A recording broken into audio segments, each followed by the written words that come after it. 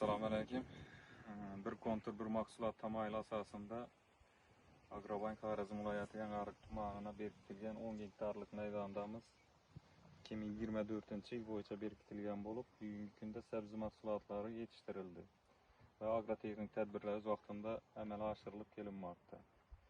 Bu yerda ijaraga olingan 20 ta fuqaroni Yangiariq agrotomarka xizmatına kooperatsiya asosida berkitilgan va tomarka xizmati tomonidan barcha agrotexnik tadbirlar amalga oshirildi. Bu maydonda gektarına 3 sentnerdan jami 30 tonna, 10 gektardan 3 tonna sabzi mahsulotlarini olishni rejalashtirganmiz va buni o'rtacha bugungi bozor vaqtida 4000-5000 so'mdan sotib, har bir ijarachiga 50-55-60 milliongacha daromad olishi rejalashtirib hisob-kitob qilganmiz. Bugungi kunda barcha hisob-kitoblar bo'yicha ishlar tashkil qilingan va shu har bir ijarachi shu 50-60 milliondan daromad yetish bilan ta'minlaymiz.